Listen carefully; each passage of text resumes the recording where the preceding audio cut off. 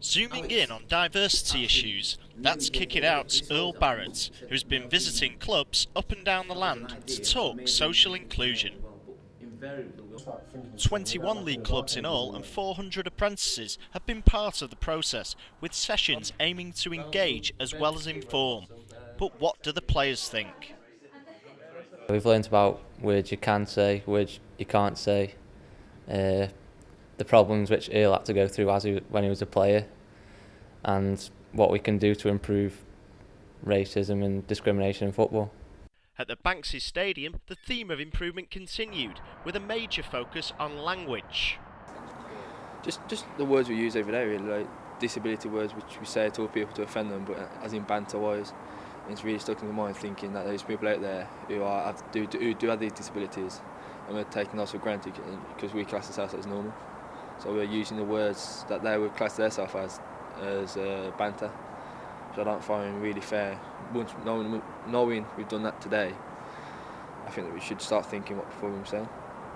Over at Spotland, the discussion continued, with Rochdale's apprentices challenging each other's views. Well, I thought it was interesting. It was an open debate, and Earl went through the forms of discrimination, like what's right and what's wrong. He went through like sexism, racism, homophobia, disabilities. I thought the lads really enjoyed it and responded well to it.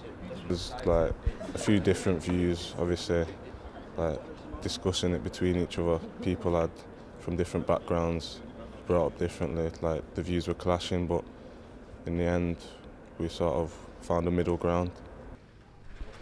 More than just flipping through the issues then. So thinks Kick It Out's former England defender Earl Barrett, who has been pleased by what he's seen.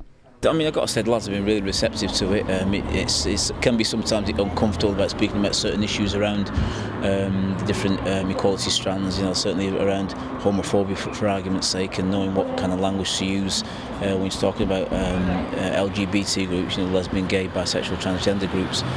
So it's an awareness raising workshop, really. It's not pointing the finger and wagging the finger at these players, say don't stop doing this and stop doing that. It's just to let them know, look, there's language that's out there which is not PC and it's not right, and you're offending people. It's just getting that level of understanding so that they know that what kind of terminology is used and what it means and who they may offend. Barrett's view is endorsed by clubs keen to see their players develop on and off the pitch. I think it's important that they have a good understanding of any kind of subject matter like this.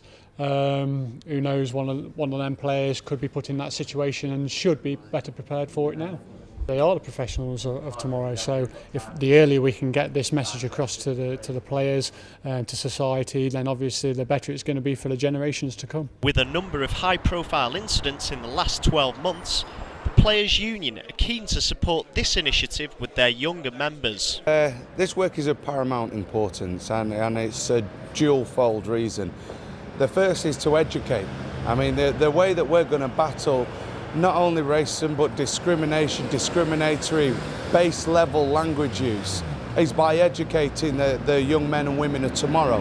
So this training is vital to establish the parameters of acceptability and the elements of responsibility that we want these guys to take forward into their adult lives.